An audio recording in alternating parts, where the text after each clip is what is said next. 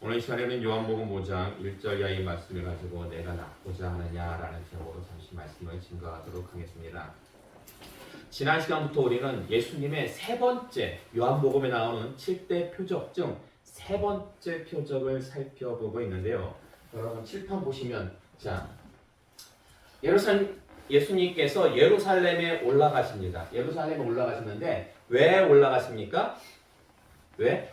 유대인의 명절을 맞이해서 예수님께서 올라가십니다.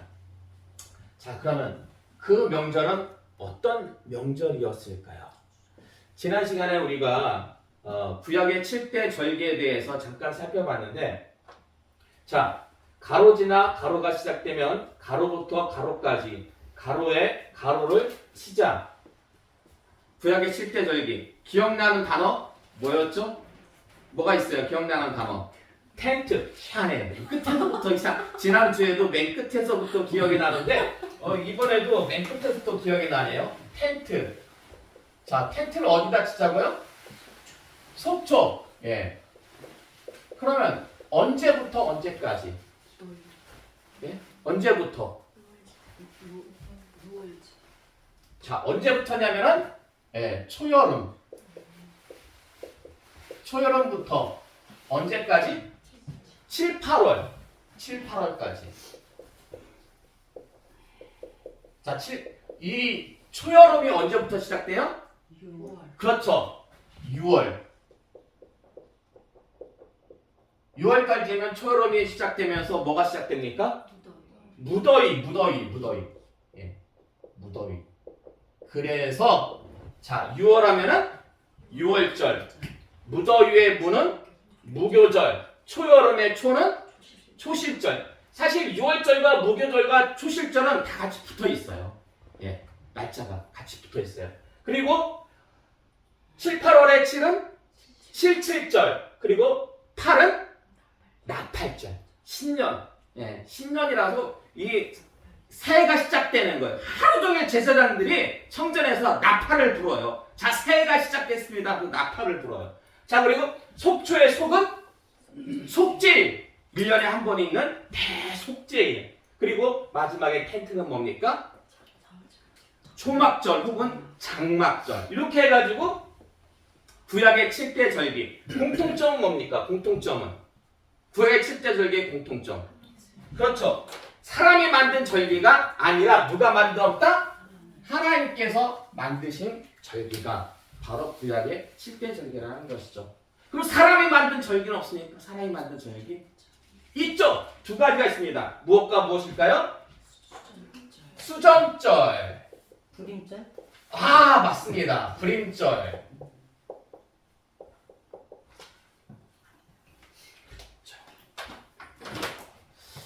그때 저는 아까 우리 권사님하고 집사님하고 이렇게 교회 들어오실 때 다 그런 생각을 했어요.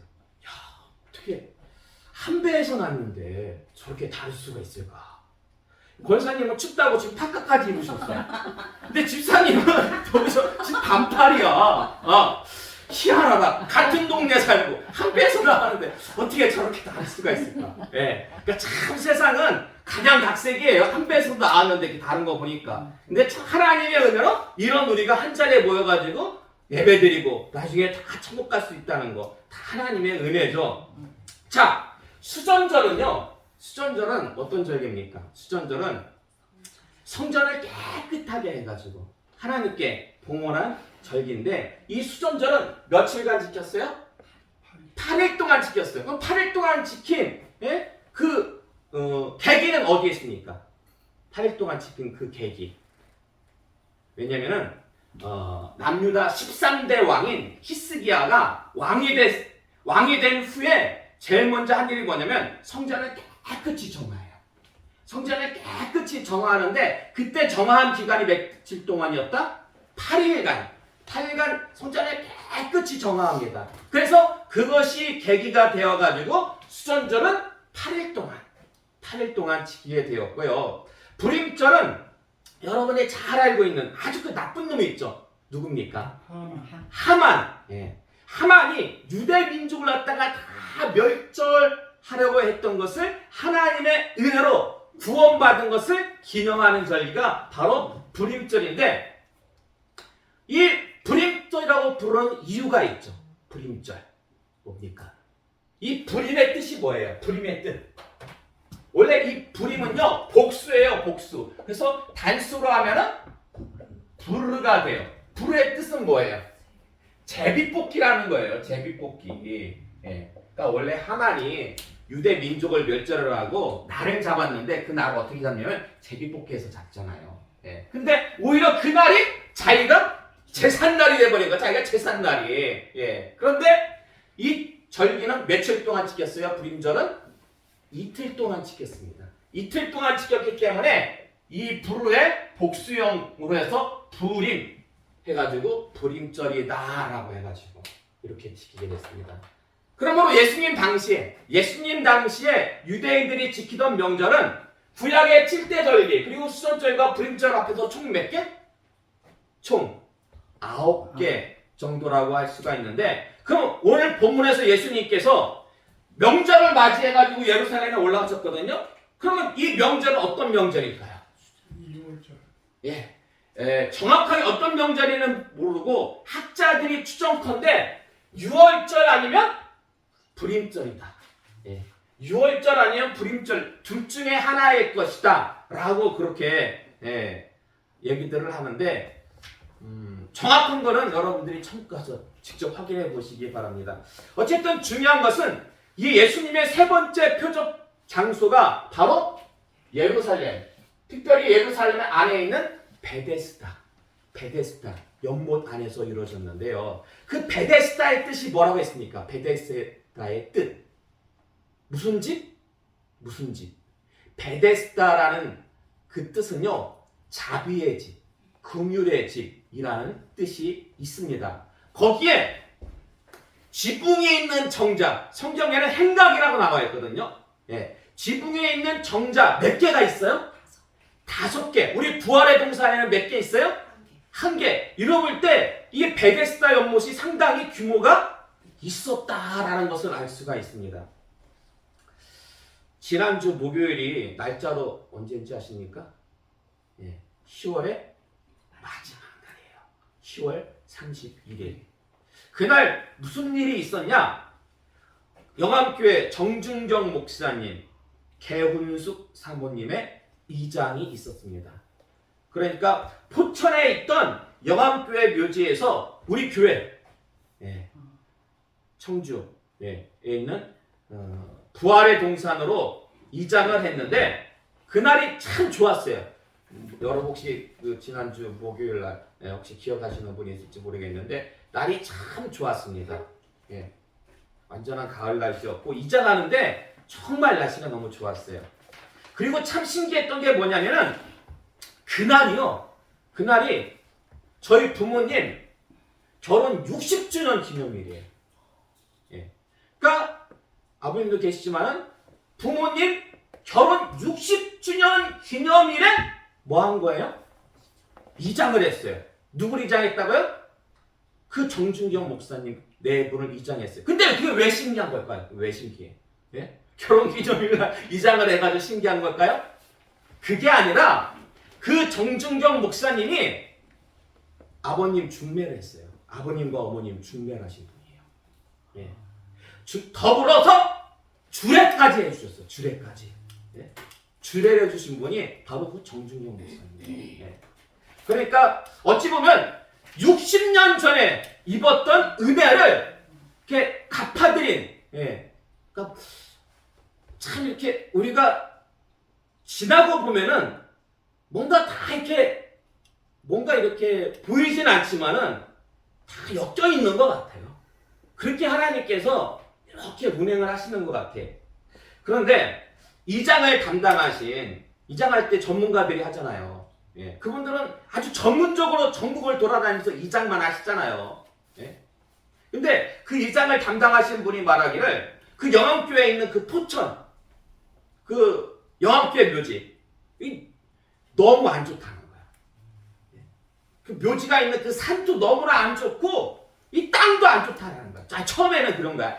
산은 안 좋은데 땅은 좋다라고 처음에 그렇게 얘기를 해. 근데 나중에는 얘기하는 거야. 가족분들 혹시 마음이 아플까봐 그렇게 말을 했는데 산도 안 좋고 땅도 안 좋다고. 예. 그러니까 저도 안 가봤어요. 거기 안 가봤는데 이장하기가 굉장히 안 좋은가 봐. 그래가지고 원래 드리려고 했던 금액보다 50만 원을 더 드렸대. 너무 힘들어가지고. 예. 그러니까 굉장히 장례하기도 힘들고 이장하기 힘들고 오죽하면 영암교회 교인들도 거기 안 가.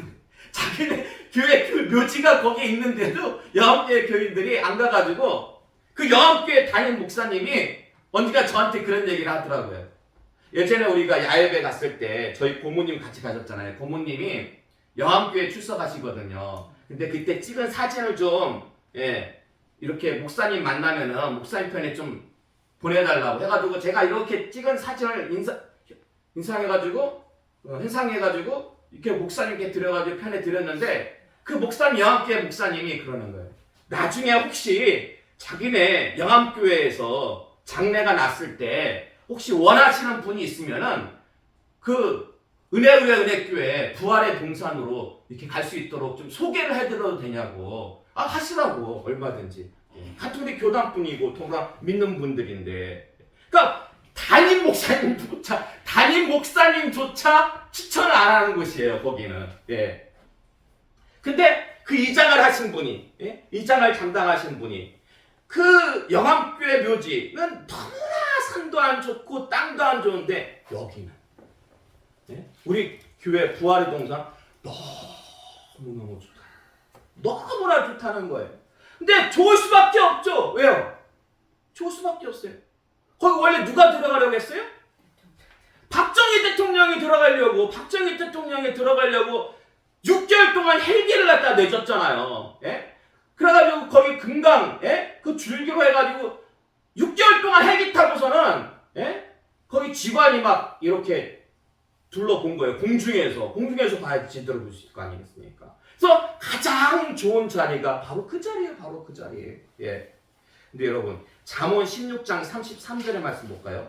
잠언 16장 33절의 말씀 함께 봉독하겠습니다. 시작. 제비는 사람이 뽑으나 모든 일을 작정하기는 여호와께 있느니라. 아멘. 자, 제비는 사람이 뽑아요. 여기도 하만이 제비를 뽑았어요. 그러나 모든 일을 작정하시는 분은 누구예요? 여호와 하나님.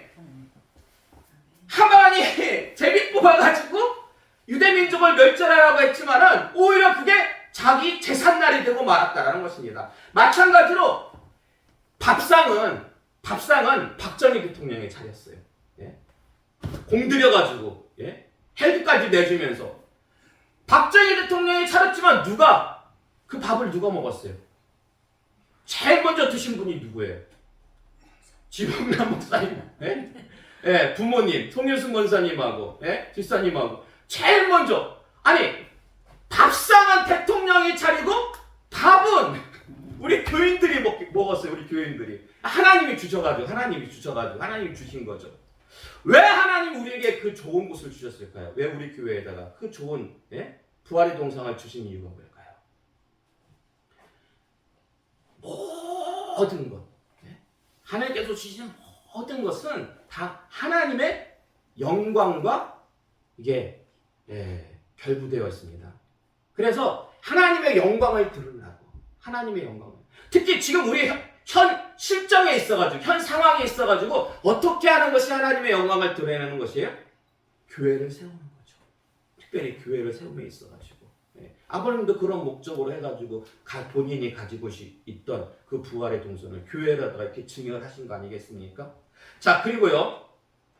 데살로니가전서 4장 13절에서 17절의 말씀. 데살로니가전서 4장 13절에서 17절의 말씀. 우리 함께 한 목소리로 함께 봉독하도록 하겠습니다. 시작. 형제들아, 자는 자들에 관하여는 너희가 알지 못함을 우리가 원하지 아니하노니 이는 수망 없는 다른 이와 같이 슬퍼하지 않게 하려 합니다. 우리가 예수께서 죽으셨다가 다시 살아나심을 믿을진데 이와 같이 예수 안에서 자는 자들도 하나님이 그와 함께 데리고 오시리라.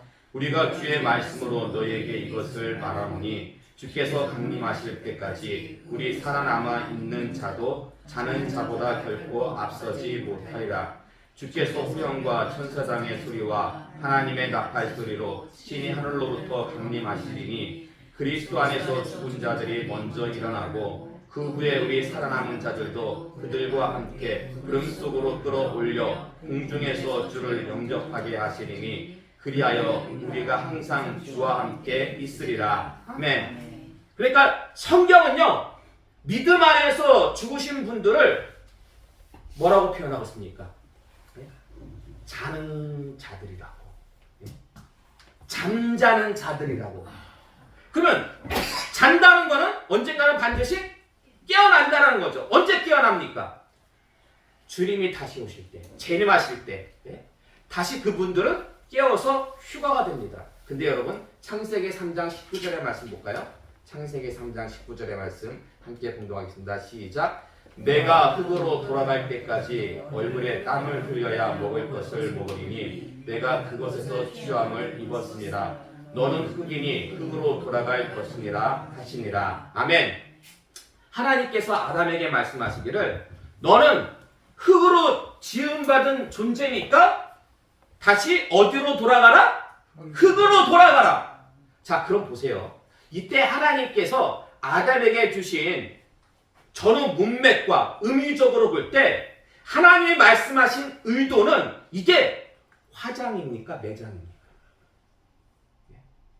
너 흙으로 돌아가는 데 있어가지고 네 몸 불살라가지고 화장해가지고 흙으로 돌아가라. 아니면은 땅에 묻혀가지고 흙으로 돌아가라. 하나님의 의도는 무엇이겠습니까? 묻혀서. 그렇죠. 매장이죠, 매장. 예? 그러니까 우리는요, 주님 다시 오시는 날까지 흙 이불을 덮고 자는 거예요. 성경에서 자는 자들이라고 했거든요. 죽은 자들을 땅속에 묻혀가지고 흙 이불 덮고 자야 되는데 이 흙 이불이 아니고 흙 이불이 아니고 불 이불. 흙 이불을 덮어줄 줄 알았는데 이놈의 자식들이 불을 질러버리네.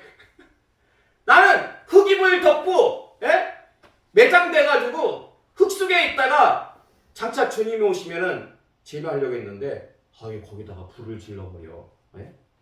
이건 뭐예요? 이거는 주무시는 분에 대한 신뢰와 모독입니다. 그래서요, 성경을 보면 이스라엘의 전형적인 장례 풍습은 매장입니다. 매장. 물론 성경을 보면 화장의 경우도 있어요. 화장의 경우도 나오는데 모두가 안 좋은 경우입니다. 성경을 보면. 따라서 이 시간 나오신 여러분요, 가급적 매장을 하시기 바랍니다. 제가 볼 때 그것이 가장 성경적인 방법인데 그렇다고 해서 나는 환경적인 어떤 그런 것들 때문에 나는 화장하겠습니다. 그런 분들하고 싸우지 마세요. 화장을 했다고 해서 천국 가실 분이 지옥에 갈 일은 절대 없습니다. 순교할 때도 화장해서 불에 타서 순교하신 분들도 있잖아요. 그러나 이왕이면 다홍치마라고. 보세요. 하나님이 지금 우리 교회에 무엇을 주셨어요? 박정희 대통령의 칭찬받았던 최고의 명당 자리를 주셨는데 그것을 마다하고 화장한다라는 것은 지혜로운 선택이 아닙니다. 없으면 몰라. 없으면은. 근데 있잖아요. 우리 교회에 있잖아요. 그러니까 주셨는데 가장 좋은 자리를 주셨음에도 불구하고 일부러 화장한다라는 것은요, 어찌 보면 무시하는 거예요. 무시. 무엇을 무시해요? 하나님께서 우리에게 주신 성의, 하나님께서 우리에게 주신 그 성의, 선물을 갖다가 무시하는 거예요. 이거는.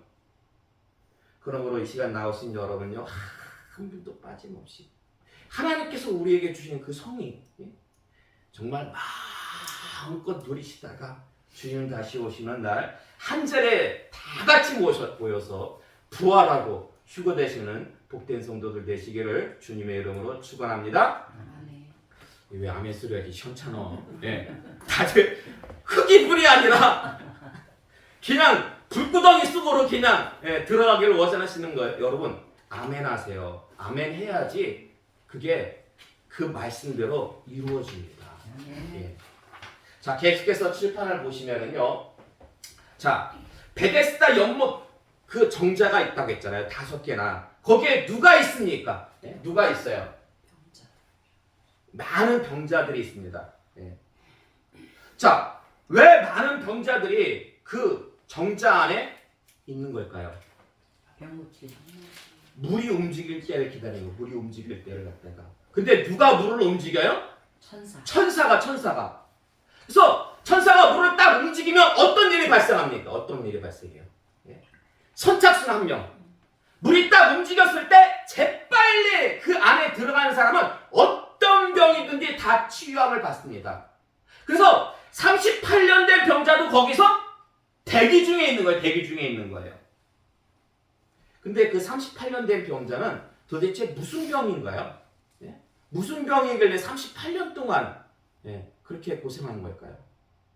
정확히 성경에는 어떤 병이라고 나오지 않는데 앞에 그 3절 말씀을 놓고 볼 때 추정컨대 혈기 마른 사람, 그러니까 손발이 오그라들어가지고 말은 할 수 있어요. 아마 고개는 까닥할 수 있겠죠. 근데 손발이 오그라들었기 때문에 운신이 제대로 안 된, 그러니까 누워있을 수밖에 없는 그런 환자인 것 같습니다. 어쨌든 그 환자를 보시고 예수님께서 뭐라고 말씀하십니까? 예수님께서 내가 낫고자 하느냐? 내가 낫고자 하느냐? 근데 예수님께서 그 38년 된 병자를 치유하시려고 택하신 이유는 무엇입니까? 뭘까요? 성경 말씀을 보니까 그 38년 된 병자, 예수님은 그 병자가 얘기 안 해도 한눈에 보고 딱 아셨어요. 이 병이 굉장히 오래됐구나. 불쌍하잖아요. 그래가지고 표면적 이유는 뭐냐? 표면적 이유는 오래된 병이라서 예수님이 보시고 불쌍히 여기셨기 때문입니다. 불쌍히 여기셨기 때문에. 근데 그건 표면적인 이유고 내면적인 이유가 있습니다. 내면적인 이유. 예수님께서 여러분 38년 동안 거기에 누워 있으면은 모를 사람이 아무도 없어요. 38년 된 병자, 아니 엊그저께 지난주 혹은 한두 달 전에 들어온 병자라고 하면은 모를 수 있겠죠. 환자들이 많은데. 근데 38년 동안 거의 토백이에요. 토백이. 모를 사람이 없죠. 예수님께서 그 사람을 일부러 고르신 이유, 단순히 병이 오래됐기 때문만이 아니라 내면적인 이유가 있습니다. 내면적인 이유. 예수님께서요, 그 38년 된 병자를 고쳐주시고 뭐라고 말씀하셨습니까? 더 심한 것이 생기지 않게 다시는 죄를 짓지 말라. 다시는 죄를 짓지 말라. 다시는 죄를 짓지 말라. 그러니까 지금 예수님은요, 단순히 병을 고쳐주시는 것뿐만이 아니라 그 사람의 병의 원인이 뭐였어요? 병의 원인이 죄 때문에 걸린 거였어요. 죄 때문에. 그래서 죄를 사해 주시는 거예요. 죄를 사해 주시는 거예요. 그러므로 예수님이 38년 된 병자를 택하사 치유하신 내면적 이유는 예수님께서 죄의 문제를 해결해 주실 수 있는 구세주. 이게 죄가 아니고, 자, 이게 구세주. 예수님께서 누구다? 구세주다. 죄의 문제를 해결해 주실 수 있는 구세주다라는 것을 갖다가 예수님께서 알려주시려고. 그 죄로 인해 가지고 오랫동안 고생하던 그 환자를 갖다가 고쳐주신 겁니다. 여러분, 여기 보면은 요한복음에 나오는 예수님의 7대 표적이 있어요.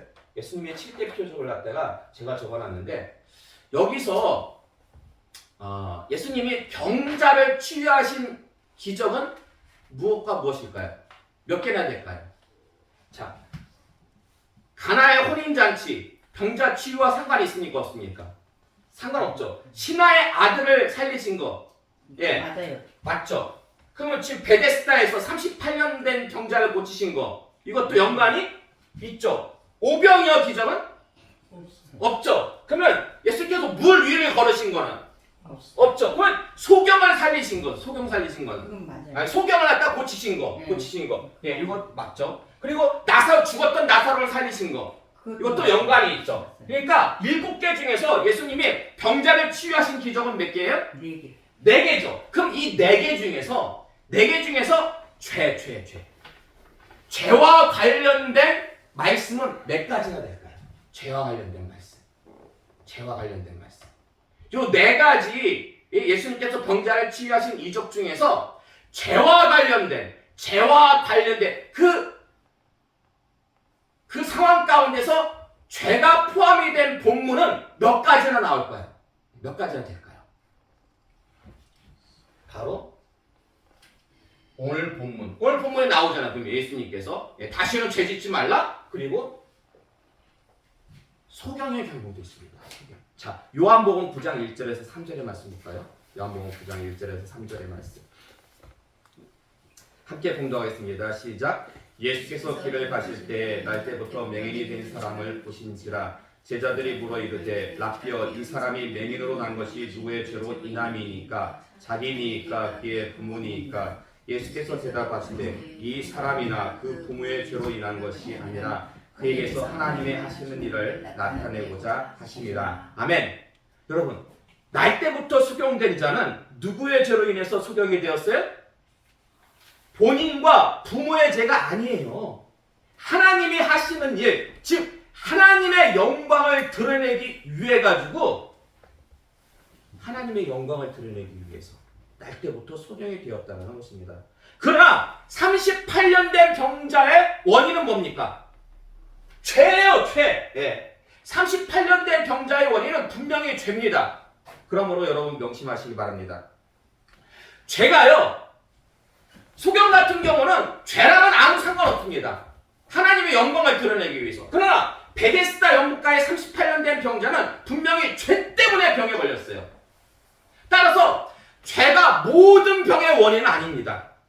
죄가 모든 병의 원인은 아니에요. 하지만 병의 원인 중에 하나가 뭐다? 죄예요. 병의 원인 중에 하나는 분명히 죄입니다. 따라서 우리가 만약에 병에 걸리면은 제일 먼저 해야 될 게 뭘까요? 제일 먼저 해야 될 게 원인을 파악해야 돼요. 원인을 갖다가. 네. 내가 지금 병에 걸렸는데 이게 죄로 인한 건지 아니면 면역력이 떨어져서 그런 건지 그 원인을 파악해야 되는 게 제일 중요합니다. 그래서 만약 죄로 인한 징계라고 판단이 되면 해야 될 일이 뭐예요? 제일 먼저 해야 될 일이 회개해야 되죠. 회개해야 되죠. 사실 이 질병이 죄로 인해서 징계로 주어진 건지 아닌지 다른 사람은 잘 몰라요. 다른 사람 잘 모르죠. 네. 드러나는 현상은 다 똑같잖아요. 그러나 다른 사람은 몰라도요, 본인은 알아요. 본인은 그래도 어느 정도는 감이 와요. 예. 어찌 보면은 제가 제 자신을 이렇게 돌아볼 때에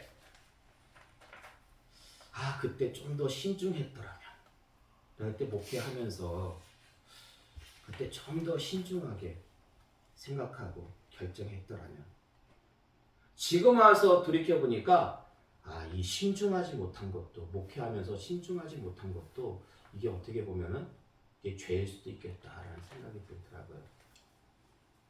그러니까 여러분도요, 신중하지 못해가지고 우리가 죄를 짓는 경우가 많거든요.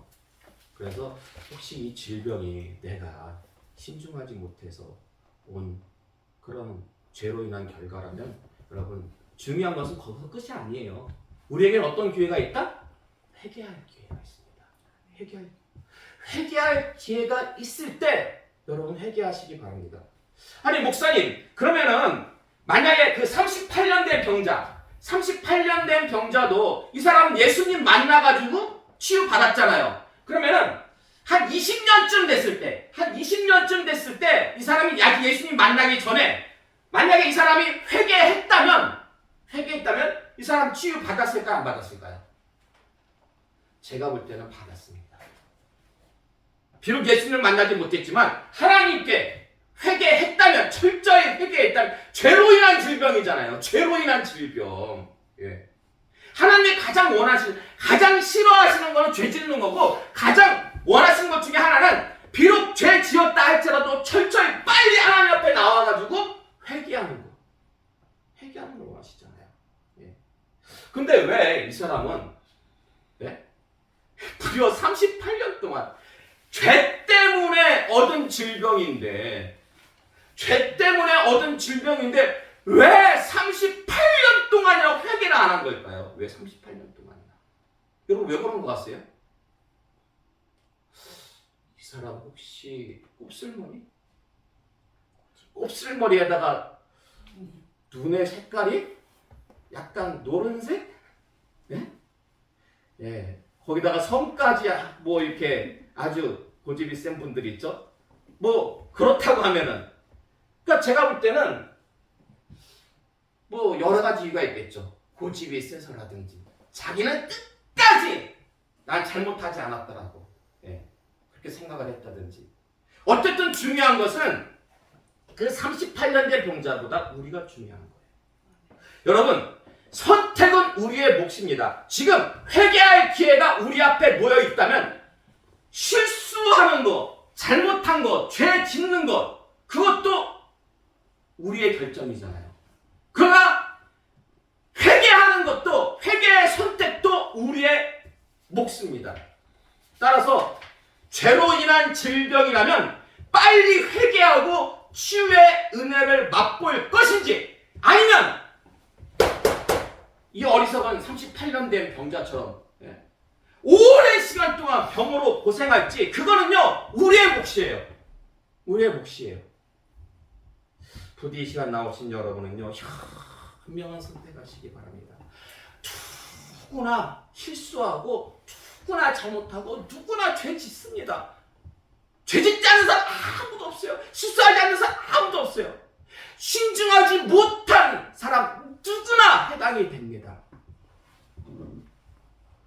그러나 우리에게는 큰 은혜가 있습니다. 회개할 수 있는 큰 은혜가 주어졌고, 그리고 중요한 것은 또 그 다음이에요. 회개해가지고 우리가 치유함을 받았으면 예수님의 말씀처럼